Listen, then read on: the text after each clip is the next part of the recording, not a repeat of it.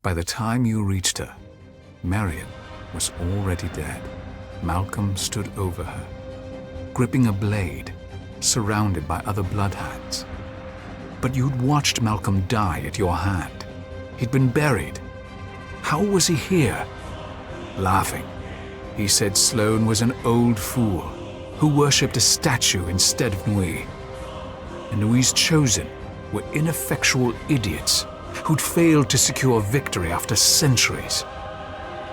Clearly, he'd never shared in Iana's memories, or he'd have seen how noble the Nui's chosen were.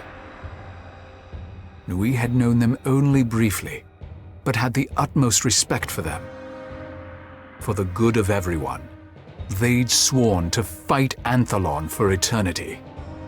But Malcolm said it was time for a new breed of hero, the Bloodhounds, and he would lead them.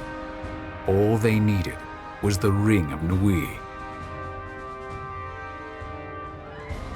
Rage welled up inside you, and you threw yourself at Malcolm. Surprised, he dropped the ring. The Bloodhounds were everywhere, attacking you from every angle, but you had eyes only for Malcolm. He'd slain Marion and Sloane, and slandered all the noble Nui's chosen. You would avenge them all, or die trying. If Malcolm refused to die, you'd keep killing him again and again. Eventually, you'd make it stick. A crack of thunder tore through your ears as you defeated him. Lightning snaked across the ceiling. You turned to find the rest of the Bloodhounds dead, and a strange man standing before you. In his hand, he held not a sword, a staff, or a lute, but a flickering bolt of lightning. It had to be Lucius. Grief crumbled his gentle features as he gazed down at Marion's body.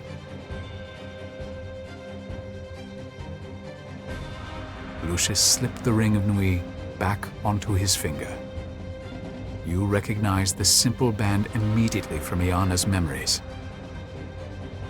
Lucius thanked you for helping him, but you gestured to Marion. She'd wanted to help him, not you.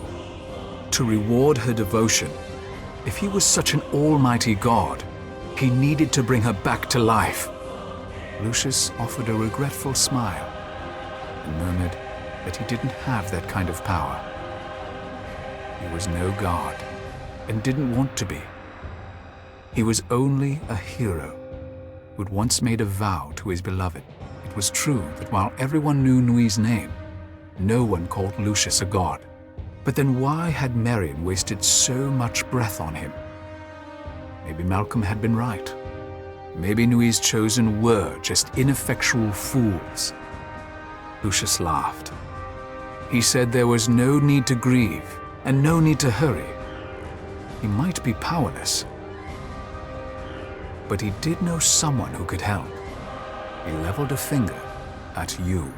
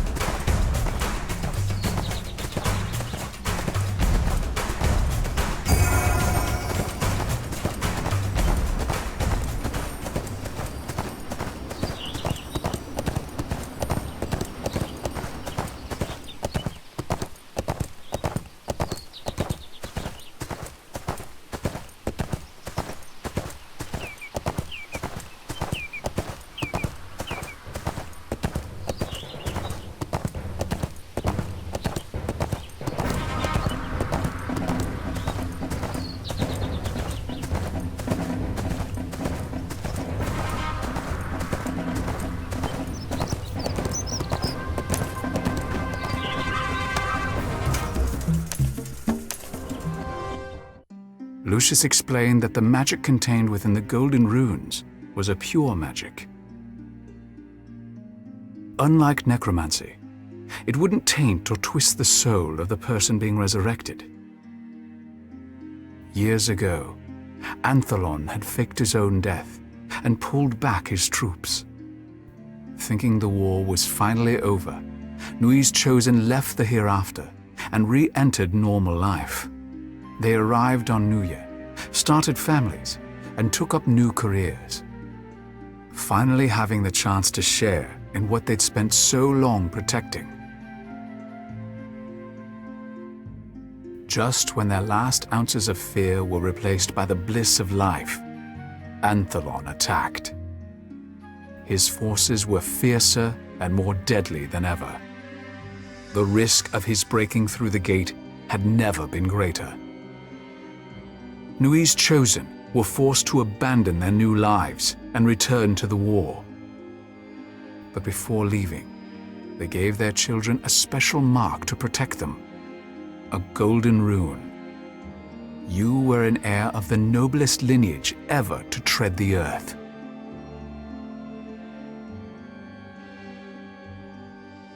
Lucius said the rune was read as Kaidela, which meant love in an ancient language called Ipnish. Back then, drawing the character with your finger had been the equivalent of saying, "I love you." Nui's Chosen had picked this symbol to give their offspring.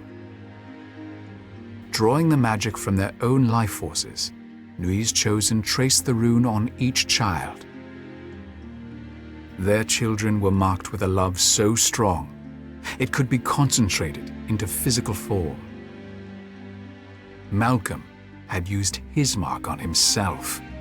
The ultimate selfishness, the ultimate cowardice. Poor Malcolm.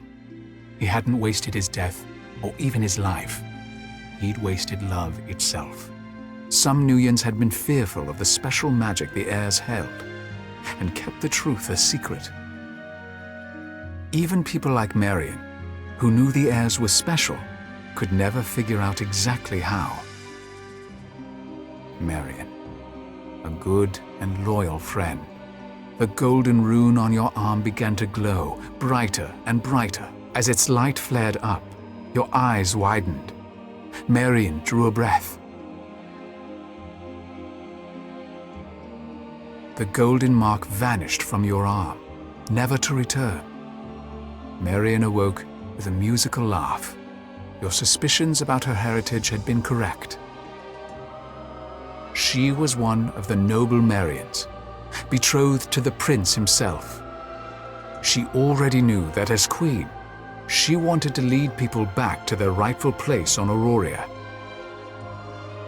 She had suspected the magic of the rune bearers could help. That was why, against Atalantia's advice, she had gone to find them. Lucius returned to the battle he'd been fighting for centuries. Nui's Chosen finally understood that their sacrifice was total. Even if the war seemed to end, they could never return to their people. It was too risky. But despite Anthelon, his evil, his destruction, the people they were protecting could return to Aurora, could reclaim the ancient Nuyen lands, the birthlands of Lucius and Iana, and your parents. You felt another of Iana's memories emerge. As the goddess Nui, she'd just transported the citizens of Aurora to their new home. But the effort was too great, and she was fading away. She implored Lucius to be the people's father, to take care of them. He agreed, promising he wouldn't let them forget their mother's name. You no longer had your golden rune, but you had used it well. And now, you had something even better, a legacy.